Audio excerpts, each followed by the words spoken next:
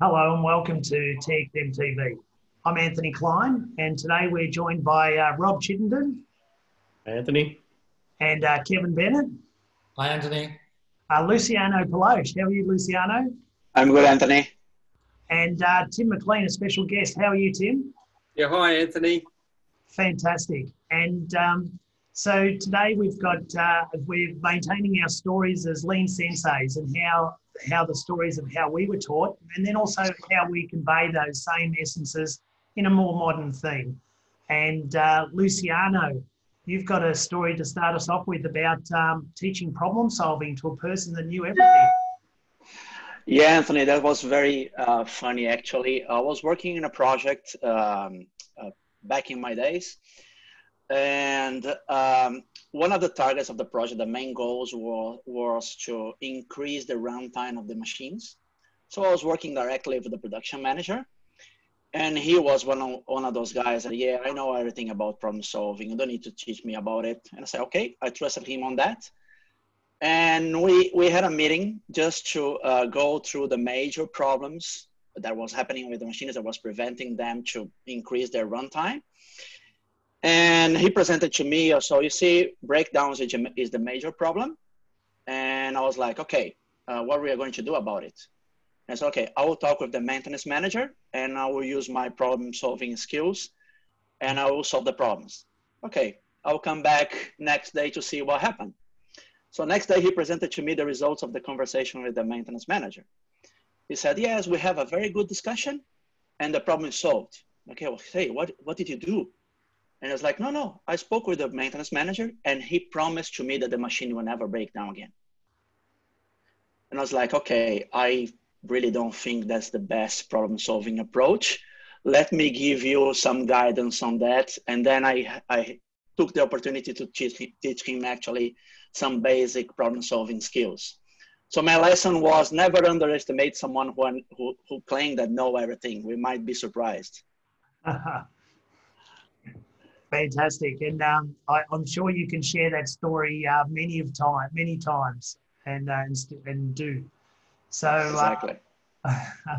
And getting the right things done and problem solving. Rob, what tips have you got for us? Yeah, well, following on from that, Anthony, some of our senseis may not be people we've met in person, but they might be someone that we've read a fair bit about. And this is one of the cornerstone books that everyone should get their hands on from Pascal Dennis in Getting the Right Things Done. Book in 2006 it came out, and it's basically how to frame your problems and to set up problem solving. So it's a highly recommended book and one that I've learnt a lot out of and like to pass on just a quick few pointers out of this book. When we get a problem, it's best to tell a story. And the example used in the book is talking about how to be a better golfer, but it could be anything that you want to improve. So here we just list the ideas. You know, this one's a golfing reference. What are my ideas? Just brainstorm. Get those ideas on a piece of paper and don't think about solutions, just what are the things that you need to become a better golfer? What are those skills that you need to do? Like freeing up time or getting more physically fit, all those ideas, just list them. All right. So it's an unstructured.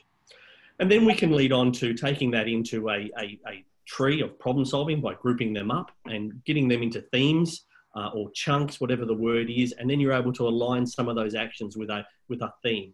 You can then set some targets and start working out a time frame for that. And that structures your problem into some actions that you can take. And from that tree, you may be able to then work those out, or you can take that into an A3 plan and structure that story of how you're going to improve over the whole A3 plan. But the A3 plan, that's a story for another day that we'll go through in more detail because the TXM approach to A3 plans can be quite simple and practical to use. So that's one of the Sensei learnings that I've got out of this book, Tim and Anthony, that I'd like to pass over. Fantastic, and it's a great book. I always use that book, and I really like the fold-out A3 innovation that was launched with that book as well, and the download templates. Absolutely. Great book to have. It is. And one of the stories that I'd like to share, it's from an automotive factory called Toyo in Enfield in Sydney it was. And they had the Japanese sensei there And he said, this is not hijunka. This is hijinka. And what he's done, he's emphasising that the application of the Kanban with the level slots called hijunka is actually not quite right. And so he's changed the English translation to also not be quite right, and called it hijinka. And what we were doing, we were preloading the hijunka cards or hijunka board with the forecast average demand that was being built that day. And we'd reset it every day based on what the car plant or the customer was telling us, but they weren't physical cards being returned from the customer. And he was doing a lot of finger pointing or finger shaking like this. It's not quite right. And so if something's not quite right now, I always look to change the interpretation of the word to something that's not quite right, just to emphasise that it could be better and it could be right, and so that we're not kidding ourselves and having any passive acceptance of something that's not quite right. And Tim, just on the theme of not quite right, what stories have you got for us? So my story goes back 10 years to the early days of TXM and a project we won with a major international pharmaceutical company. And at the time, it was the largest project we'd ever won by some distance. And we were working with a Lean Sensei who was our associate called Tony McNaughton. And Tony, for those who don't know him, is probably one of the most experienced and capable Lean Senseis to come out of Australia. And I was working alongside him, and we did the first, did the value stream mapping and planning together. And then he came back for the second and the third week to follow up the actions. And on the third week, he was there for a week to do a 1 week Kaizen, and I get a call on Monday evening, and it's Tony, and Tony says, "I'm going home." And I said, "What do you mean you're going home? Has the customer sacked you?" And he said, "No." He said, "When I got there, nothing had been done. The customer had not performed any of their actions since the last visit. So if I continue to stay here for a week, I'll be demonstrating passive acceptance that their behavior is okay. And one of their biggest problems as a business is that their leadership are constantly passively accepting, looking past things that are not okay."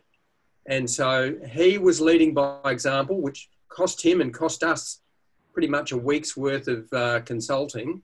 And that's really informed us ever since in that, and any consultant that's worked with TXM has known that I always hammer this message that if the customer is not serious, if the customer is not living up to the commitments they make in terms of the actions that they're going to do, then we can't just passively accept that and keep on showing up and hoping that things get better. We have to make a stand and make it clear that the continuation of our work depends on their commitment to make things happen. So that was a huge lesson for me. Fantastic, Tim. And the challenge is to have that sort of position and keep your humility and your character. And so you might say now that you're not doing the job, you're faking the job, and which would be a more modern way of saying it. So fake lean. We've heard of fake news. We call it fake lean. Fake lean. So that would be yes. And there's a lot of times we turn up on site and we're showing a lot of fake lean, and we call it out. And so that's great. Thank you for joining us, Rob, Kevin, Luciano, and Tim especially. And we'll be back tomorrow. Tomorrow we're joined by Sean Duncan with more Sensei stories. And thank you for participating and watching this live production. Remember to comment on our LinkedIn page and email us at txmtv@txm.com. And we'd love your ideas, and we'll fill up our material to address what you request. So I wish you a happy and safe day, and see you tomorrow. I'm Anthony Clyne, and goodbye.